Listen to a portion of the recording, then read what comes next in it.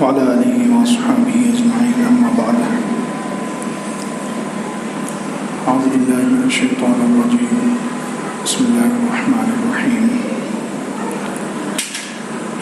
إن الذين يحبون أن تشيع الفاحشة في الذين آمنوا لهم عذاب أليم في الدنيا والآخرة والله يعلم وأنتم لا تعلمون صدق الله العظيم. وقال النبي صلى الله عليه وسلم الحياء لا يأتي إلا بخير أو كما قال عليه الصلاة والسلام.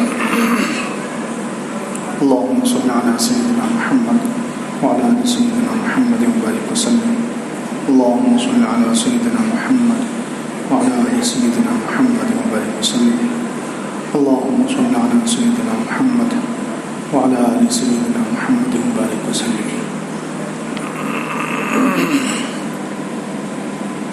بزرگان محترم، ایمان کے شعبوں کا بیان چل رہا ہے. الحمدللہ 34 شعبے بیان ہو چکے ہیں. ایمان کا 35واں شعبہ ہے حیا اور پاک دامنی. یہ ایمان کا ایک اہم ترین شعبہ ہے، حیا اور پاک دامنی. حیا یعنی شرم. انسانی صفتوں میں یہ بہت اہم صفت ہے اور ایمان والوں کے لیے تو بہت ہی زیادہ لازمی اور ضروری صفت ہے حیا اور پاک دامنی، شرم. اس کے کئی فائدے ہیں. سب سے پہلے تو حیا انسان کی تمام صفتوں میں بنیادی صفت ہے. اس سے انسان کی کردار سازی ہوتی ہے. انسان کا کردار، کیریکٹر صحیح ہوتا ہے حیا اور شرم کی وجہ سے. کیریکٹر بنانے میں، کردار بنانے میں، اچھی عادتوں کو بنانے میں سب سے اہم صفت حیا ہے. جتنی انسان کے اندر حیا اور شرم ہوگی اتنا اس کا کردار صحیح ہوگا، کیریکٹر صحیح ہوگا، عادات اور اخلاق صحیح ہوں گے. اس لیے حیا کا سب سے پہلا فائدہ یہ ہے. اسی طرح دوسرا فائدہ کہ حیا انسان کو شریفانہ کاموں پر تیار کرتی ہے. حیا اچھے کاموں پر انسان کو ابھارتی ہے. حیا کی وجہ سے ہی انسان اچھے کام کرتا ہے اور برائی سے بچتا ہے. کتنے لوگ ہیں جو صرف حیا اور شرم کی وجہ سے کہ اگر میرا یہ عمل ماں باپ کو معلوم ہو گیا تو کیا ہوگا، فلاں خاندان کے بڑے کو معلوم ہو گیا تو کیا ہوگا، یہ سوچ کر انسان کتنے سارے گناہوں سے اور برائیوں سے بچ جاتا ہے. تو حیا انسان کو ان شریفانہ کاموں پر تیار کرتی ہے. یہ دوسرا فائدہ ہے. اسی طرح تیسرا فائدہ حدیث پاک میں اللہ کے رسول صلی اللہ علیہ وسلم نے ارشاد فرمایا کہ حیا ہر چیز کو خوبصورت بنا دیتی ہے. حیا، شرم ہر چیز کو خوبصورت بنا دیتی ہے. ما کان الفحش فی شیء الا شانہ. بے حیائی جس چیز میں بھی آتی ہے اس کو برباد کر دیتی ہے، بدصورت بنا دیتی ہے. اور حیا اور شرم جس چیز میں بھی آتی ہے اس کو خوبصورت بنا دیتی ہے. بے حیائی جس چیز میں بھی آئے گی اس کو بدصورت کر دے گی. ما کان الفحش فی شیء الا شانہ وما کان الحیاء فی شیء الا زانہ او کما قال علیہ الصلوۃ والسلام. بے حیائی جس کام میں بھی آئے گی اس کو بدصورت بنا دے گی، اس کا چہرہ اور اس کی شکل بگاڑ دے گی. اور حیا اور شرم جس چیز میں بھی آتی ہے اس کو خوبصورت بنا دیتی ہے. یہ حیا کا تیسرا فائدہ. اسی طریقے سے حیا کا چوتھا فائدہ یہ ہے، اور حیا کی اہمیت یہ ہے کہ حیا اللہ تعالیٰ کی بھی صفت ہے، تمام نبیوں کی سنت ہے، اور ایمان والوں کی، صحابہ اور صحابیات سب کی یہ بہترین صفت ہے. اللہ تعالیٰ کی بھی صفت ہے. حدیث میں ہے، اللہ کے رسول صلی اللہ علیہ وسلم نے ارشاد فرمایا ان اللہ حی کریم. اللہ تعالیٰ بہت زیادہ حیا کرنے والے ہیں، مہربان ہیں۔ جب بندہ دعا کے لیے ہاتھ اٹھاتا ہے تو اسی شرم کی وجہ سے اللہ تعالیٰ کو واپس کرتے ہوئے شرم آتی ہے۔ دعا قبول نہ کرے اس سے اللہ کو شرم آتی ہے۔ تو حیا جو ہے اللہ تعالیٰ کی بھی صفت ہے۔ اسی وجہ سے حدیث پاک میں یہ بھی ہے کہ بوڑھے مسلمان کو عذاب دیتے ہوئے اللہ کو حیا آتی ہے۔ جو مسلمان گناہ چھوڑ دیتے ہیں، یعنی پہلے گناہ کرتے تھے بعد میں توبہ کر لی، گناہ چھوڑ دیا، تو ان کو بھی سزا دیتے ہوئے اللہ کو شرم آتی ہے۔ بوڑھوں کو عذاب دیتے ہوئے شرم آتی ہے۔ گنہگار جو پہلے گنہگار تھا اس نے توبہ کر لی تو اس کو بھی عذاب دیتے ہوئے پھر اللہ تعالیٰ کو حیا آتی ہے، شرم آتی ہے۔ اور جب انسان دعا کرتا ہے تو دعا کو واپس کرتے ہوئے اللہ کو شرم آتی ہے۔ کیا معلوم ہوا کہ حیا جو ہے اللہ تعالیٰ کی بھی خاص صفت ہے۔ اسی طریقے سے انبیاء علیہ السلام، اربع من سنن المرسلین، اللہ کے رسول صلی اللہ علیہ وسلم نے ارشاد فرمایا 4 چیزیں نبیوں کی سنتوں میں سے ہیں۔ اس میں سب سے پہلے حیا والتعطر والسواک۔ حیا، شرم۔ سارے انبیاء علیہ السلام شرم کرنے والے تھے، نعوذ باللہ کوئی بھی شرم سے خالی نہیں تھا۔ سارے نبیوں میں شرم تھی، سارے نبی شرمیلے تھے، حیا والے تھے۔ تو اور نبیوں کی بھی صفت ہے اور حضور اقدس صلی اللہ علیہ وسلم کی تو خاص صفت ہے حیا۔ حضور صلی اللہ علیہ وسلم کی تو خاص صفت ہے حیا۔ اسی لیے زمانہ جاہلیت میں جب حضور صلی اللہ علیہ وسلم پر ابھی وحی اترنا شروع نہیں ہوئی تھی، حضور صلی اللہ علیہ وسلم چھوٹے تھے، خانہ کعبہ کی تعمیر ہو رہی تھی۔ حضور صلی اللہ علیہ وسلم جب چھوٹے تھے اس وقت ایک مرتبہ خانہ کعبہ کی تعمیر ہو رہی تھی۔ ابھی حضور صلی اللہ علیہ وسلم نبی نہیں بنائے گئے تھے، تو خانہ کعبہ کی تعمیر کے لیے جتنے مکے کے لوگ تھے سب کے سب اپنے کندھوں پر پتھر اٹھا کر لا رہے تھے اور خانہ کعبہ میں لگا رہے تھے۔ تو حضور اقدس صلی اللہ علیہ وسلم بھی پتھر لاتے تھے۔ تو حضور صلی اللہ علیہ وسلم کے جو چچا تھے حضرت عباس رضی اللہ عنہ، انہوں نے حضور صلی اللہ علیہ وسلم سے کہا کہ بھتیجے تو تہبند، حضور صلی اللہ علیہ وسلم کا اوپر چادر تھی نیچے تہبند تھا، تو انہوں نے کہا کہ بھتیجے تم ایسا کرو تہبند اتار کر کندھے پر رکھ لو اور اس کے اوپر پتھر رکھو تاکہ پتھر کی وجہ سے کندھا زخمی نہ ہو۔ پتھر ڈائریکٹ جسم پر انسان اٹھائے گا تو زخم لگنے کا خطرہ ہے، کوئی خراش آ جائے گی، زخم آ جائے گا۔ تو انہوں نے حضور اقدس صلی اللہ علیہ وسلم کو مشورہ دیا کہ اپنا تہبند اتار کر کندھے پر رکھ لو تاکہ پتھر کی رگڑ کی وجہ سے کندھا زخمی نہ ہو جائے۔ اللہ کے رسول صلی اللہ علیہ وسلم نے جیسے ہی تہبند اتارا، روایتوں میں ہے کہ حضور صلی اللہ علیہ وسلم بے ہوش ہو کر گر گئے حیا کی وجہ سے، کیونکہ آگے چل کر نبی سارے نبیوں کے سردار بننے والے ہیں، تو اللہ رب العزت نے ان کے اندر کتنی حیا رکھی ہوگی۔ تو جیسے ہی تہبند اتارا بے ہوش ہو کر گر گئے، اور جیسے ہوش آتے ہی فوراً چلا رہے ہیں میرا تہبند میرا تہبند۔ تو حضور اقدس صلی اللہ علیہ وسلم بھی سب سے زیادہ حیا والے، اور نبوت کے بعد تو کیا کہیں گے۔ صحابہ کرام فرماتے ہیں کہ حضور اقدس صلی اللہ علیہ وسلم کے اندر اتنی شرم و حیا تھی کہ کنواری پردہ کرنے والی عورتوں میں اتنی حیا نہیں ہوتی جتنی حضور اقدس صلی اللہ علیہ وسلم کے اندر حیا اور شرم تھی۔ کنواری اور پردے میں رہنے والی لڑکیوں میں اتنی حیا نہیں ہوتی جتنی حیا حضور اقدس صلی اللہ علیہ وسلم کے اندر، جتنی شرم حضور اقدس صلی اللہ علیہ وسلم کے اندر تھی۔ اسی شرم کی وجہ سے حضور اقدس صلی اللہ علیہ وسلم کبھی کسی کو گھور کر نہیں دیکھتے تھے۔ اللہ اکبر، اندازہ لگائیں، حیا اور شرم کی وجہ سے حضور اقدس صلی اللہ علیہ وسلم نگاہ بھر کر گھور کر کسی کو نہیں دیکھتے تھے، نگاہیں نیچی رکھتے تھے، شرم و حیا کی وجہ سے۔ کسی سے اپنا حق مانگ نہیں سکتے تھے شرم کی وجہ سے۔ کتنی مرتبہ حضور اقدس صلی اللہ علیہ وسلم کا نقصان ہو جاتا تھا، نقصان برداشت کر لیتے تھے، لیکن حیا کی وجہ سے اپنا حق بھی نہیں مانگتے تھے۔ اپنا حق مانگتے ہوئے اپنے حق کا مطالبہ کرتے ہوئے بھی اتنی شرم آتی تھی۔ حضور اقدس صلی اللہ علیہ وسلم اپنا نقصان کر لیتے تھے لیکن حیا کی وجہ سے مانگ نہیں کرتے تھے۔ تو حضور اقدس صلی اللہ علیہ وسلم کے اندر اتنی شرم اور حیا۔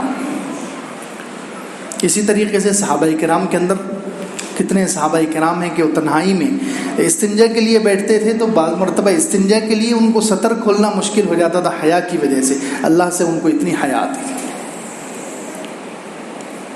دوہرے ہو جاتے تھے استنجا کے لیے، جب بیٹھتے تو جیسے انسان رکوع میں جاتا ہے کہ میری شرمگاہ چھپ جائے، کپڑا اتر گیا، تہبند کھل گیا لیکن اللہ سے ان کو اتنی حیا آتی تھی، اتنی شرم آتی تھی کہ وہ دوہرے ہو جاتے تھے کہ کہیں میری شرمگاہ نظر نہ آ جائے.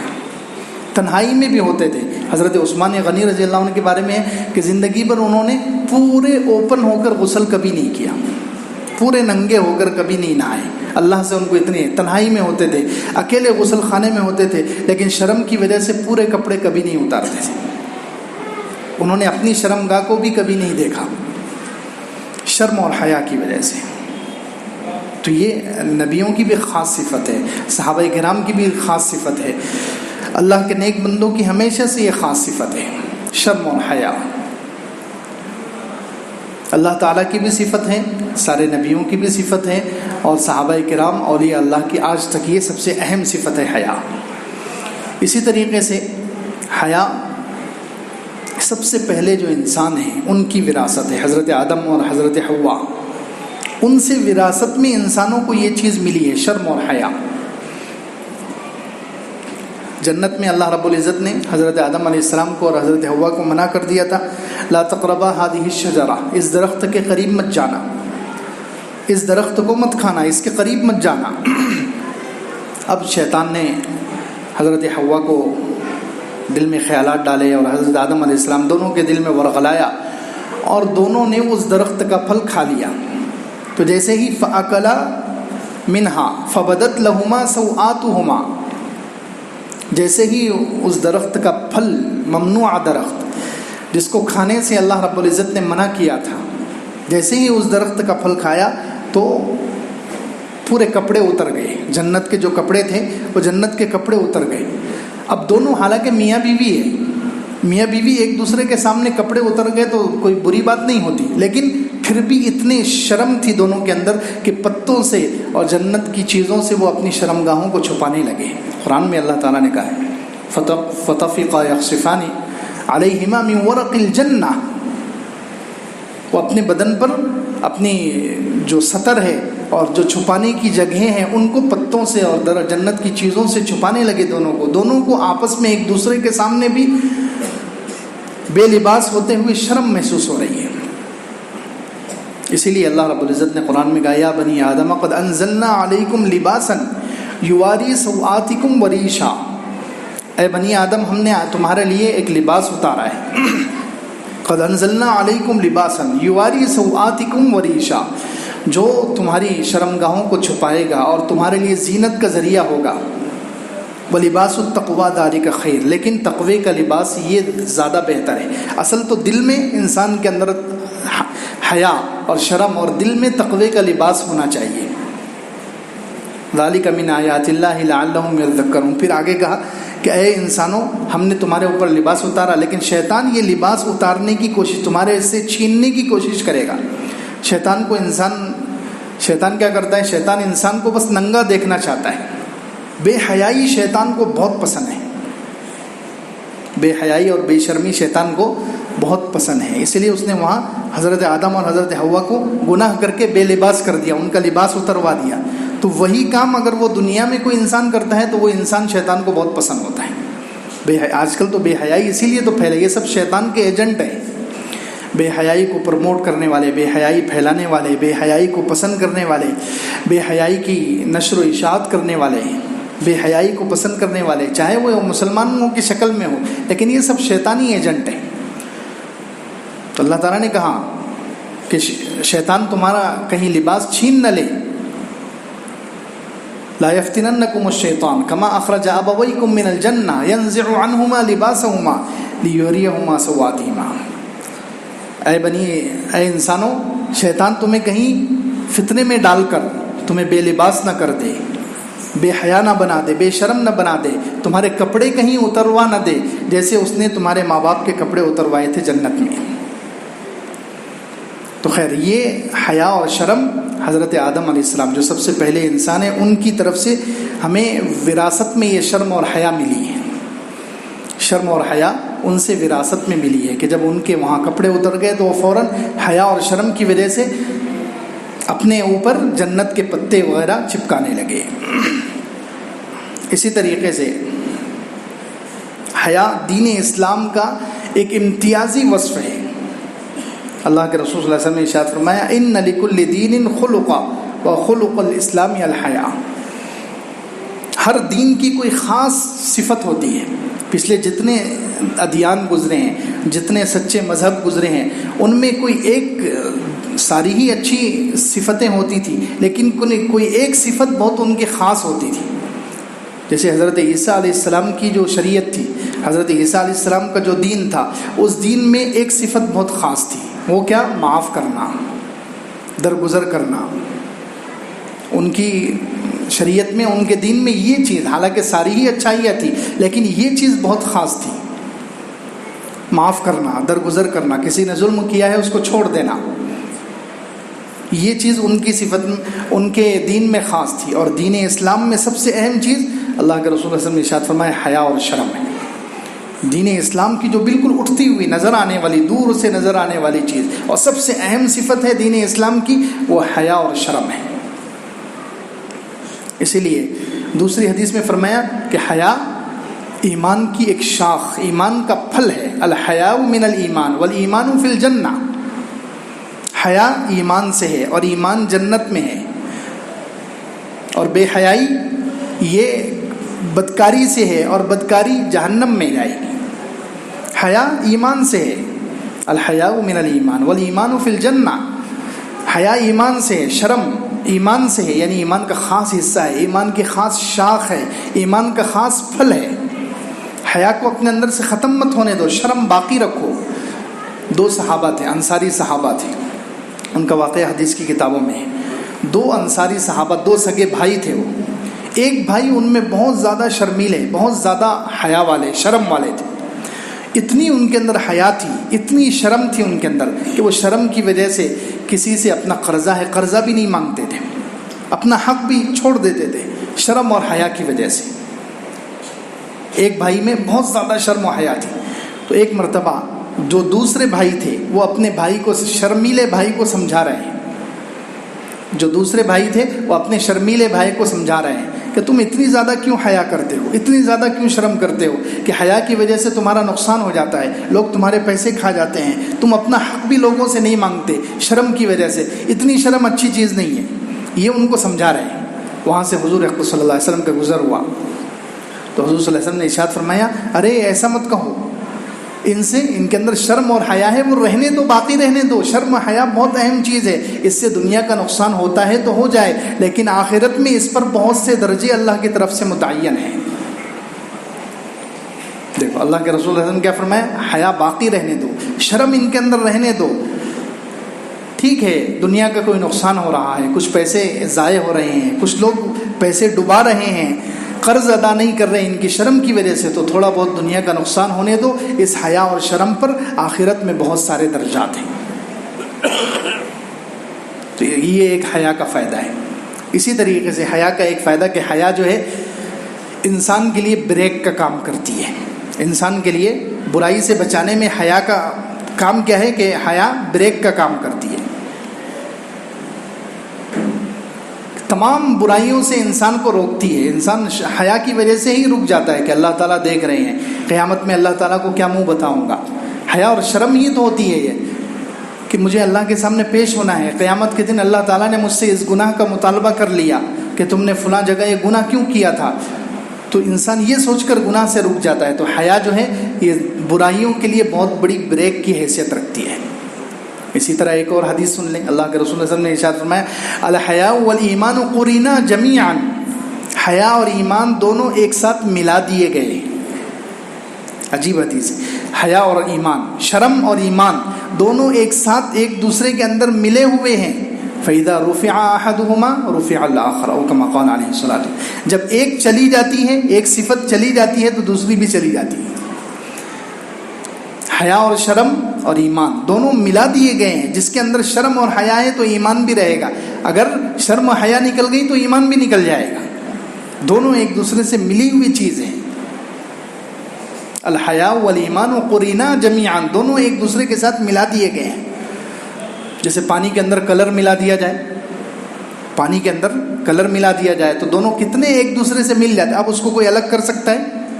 پانی میں کلر ملانے کے بعد کوئی یہ چاہے کہ میں پانی کو الگ کر دوں اور کلر کو الگ کر دوں، الگ ہو سکتا ہے؟ نہیں. ایسے ہی ایمان اور حیا، ایمان اور شرم ایک دوسرے کے ساتھ ملا دیے گئے. ایک کو الگ کرو گے تو دوسرا بھی الگ ہو جائے گا. شرم نکال دو گے تو ایمان بھی نکل جائے گا، شرم باقی رکھو گے تو ایمان بھی باقی رہے گا.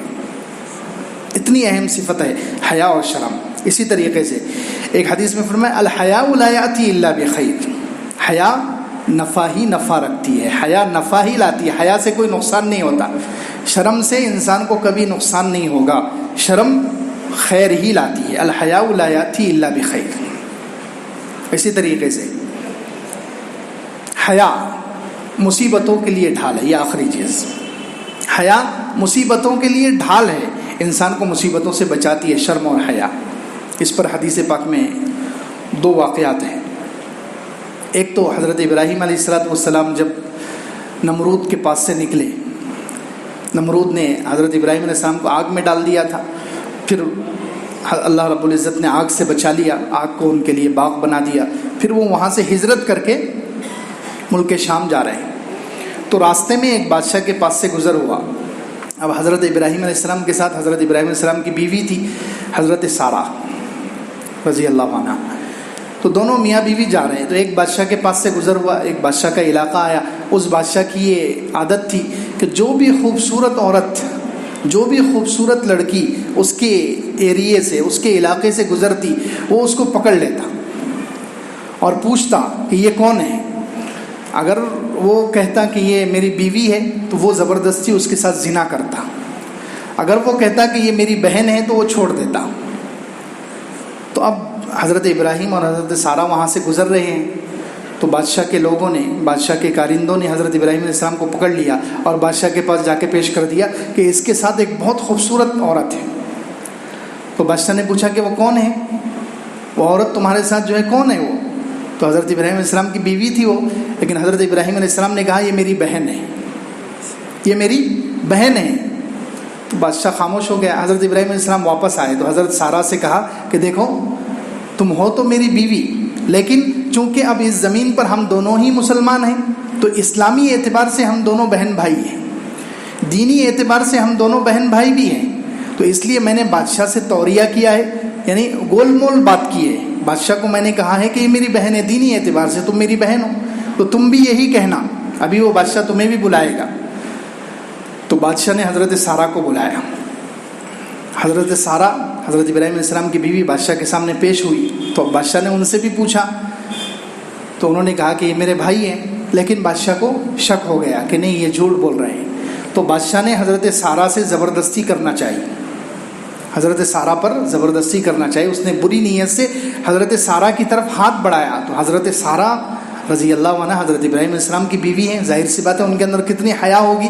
تو انہیں بہت زیادہ شرم آئی کہ ایک غیر مرد میرے اوپر ہاتھ بڑھا رہا ہے، ایک اجنبی میرے اوپر ہاتھ ڈال رہا ہے. تو فوراً انہوں نے اللہ سے دعا کی اے اللہ مجھے بچا دے. تو اس شرم اور حیا کی برکت سے اللہ رب العزت نے فوراً اس بادشاہ پر اپنا عذاب مسلط کر دیا. اس کے ہاتھ پاؤں مفلوج ہو گئے، ہاتھ پاؤں سے جیسے فالج پڑتا ہے، شل ہو گئے، ہاتھ پاؤں کام ہی نہیں کر رہے. تو اس نے حضرت سارہ سے التجا کی، اس نے درخواست کی کہ مجھے معاف کر دو، میرے لیے دوبارہ دعا کرو، میں اچھا ہو جاؤں، میں اب تمہیں ہاتھ نہیں لگاؤں گا. تو حضرت سارہ نے پھر دعا کی تو اچھا ہو گیا. پھر وہ بری نیت سے بڑھا، 3 مرتبہ وہ حضرت سارہ کی طرف بری نیت سے بڑھا. تینوں مرتبہ حضرت سارہ نے دعا کی. تو دیکھو شرم اور حیا کی برکت سے، کیونکہ نبی کی بیوی ہے، انہیں کبھی کسی غیر مرد نے ہاتھ نہیں لگایا، اجنبی نے ہاتھ نہیں لگایا. اب اجنبی ہاتھ لگا رہا ہے تو انہیں حیا، اور اس حیا کی وجہ سے انہوں نے اللہ سے دعا کی تو اللہ رب العزت نے کتنی بڑی مصیبت سے بچا دیا. وہ 3 مرتبہ جب بادشاہ نے دیکھ لیا کہ یہ کوئی عام عورت نہیں ہے تو بادشاہ نے چھوڑ دیا. اور پھر اپنی باندھی تھی یا بیٹی تھی حضرت حاضرہ، وہ تحفے میں دی. وہی حضرت حاضرہ پھر حضرت ابراہیم علیہ السلام کی دوسری بیوی بنی اور ان سے حضرت اسماعیل علیہ السلام پیدا ہوئے. تو خیر حیا جو ہے مصیبتوں کے لیے ڈھال ہے. جتنی انسان کے اندر شرم اور حیا ہوگی اللہ رب العزت اس کو مصیبتوں سے بھی بچاتے ہیں. پھر حدیث میں وہ واقعہ بھی مشہور ہے کہ 3 بنی اسرائیل کے 3 لوگ جا رہے تھے سفر میں، چلتے چلتے اچانک ایک غار میں وہ ٹھہر گئے اور غار بارش ہوئی اور طوفان آیا تو اس غار کا منہ ایک چٹان کی وجہ سے بند ہو گیا. ایک چٹان آ کر لگ گئی اور وہ غار کا منہ بند ہو گیا. اب تینوں نے اپنے اچھے اچھے اعمال کا واسطہ دے کر دعا کی تینوں نے اچھے اعمال کا واسطہ دے کر دعا کی. تو اس میں سے ایک شخص نے جو دعا کی ہے، پورا واقعہ تو ہم سنتے رہتے ہیں، تو اس میں سے ایک شخص نے جو دعا کی ہے وہ شرم اور حیا کی وجہ سے دعا کی ہے کہ میری ایک چچا زاد بہن تھی، وہ بہت خوبصورت تھی اور مجھے اس سے بہت محبت تھی. میں چاہتا تھا کہ کسی طریقے سے اس کے ساتھ برا کام کروں. میں نے اس سے کہا کہ تم میرے ساتھ زنا کرو، میں تمہیں اتنے پیسے دوں گا، لیکن وہ چونکہ نیک تھی اس نے انکار کر دیا. اب کچھ دنوں کے بعد ایسا ہوا کہ میری چچا زاد بہن پر حالات آ گئے، قحط سالی، پریشانی، گھر میں بھوک وغیرہ، پیسے ختم ہو گئے. تو وہ مجبور ہو کر میرے پاس آئی کہ کچھ پیسے دے دو. تو میں نے کہا میں 120 دینار 120 سونے کے سکے دوں گا، لیکن تمہیں میرے ساتھ غلط کام کرنا پڑے گا، زنا کرنا پڑے. تو کہتے ہیں وہ مجبوری میں تیار ہو گئی. تو جیسے ہی میں نے اس کے ساتھ برائی کا ارادہ کیا اور بالکل اس کے قریب ہو گیا برائی کرنے کے لیے، تو اس عورت کو شرم اور حیا، کیونکہ وہ اللہ کی نیک بندی تھی، اس نے فوراً کہا کہ دیکھو اس مہر کو ناجائز مت توڑو، یہ غلط کام میرے ساتھ مت کرو. تو فوراً اے اللہ، میں صرف تیرے ڈر کی وجہ سے میں وہاں سے ہٹ گیا. میں نے گناہ نہیں کیا حالانکہ میں کر سکتا تھا، اور میں نے 120 دینار بھی اس کو دے دیے، معاف کر دیے. اے اللہ وہ عمل اگر تیرے لیے کیا ہوگا میں نے، تو یہ مصیبت ہٹا دے. تو وہ چٹان ہٹ گئی. تو دیکھیے حیا اور شرم اتنی اہم چیز ہے کہ اس کی برکت سے اللہ رب العزت انسان سے مصیبتوں کو ہٹاتا ہے، دعائیں قبول ہوتی ہے، انسان بڑی بڑی آفتوں سے اور جان لیوا مصیبتوں سے بچ جاتا ہے. تو اس لیے ہمیں شرم اور حیا کو پیدا کرنے کی ضرورت ہے. اس حیا کو اپنے اندر اور اپنی اولاد کے اندر منتقل کرنے کی ضرورت ہے. آگے بھی انشاءاللہ 2-3 ہفتے حیا کے اوپر مزید بات چلے گی. اللہ رب العزت ہمیں عمل کی توفیق عطا فرمائے. وآخر دعوانا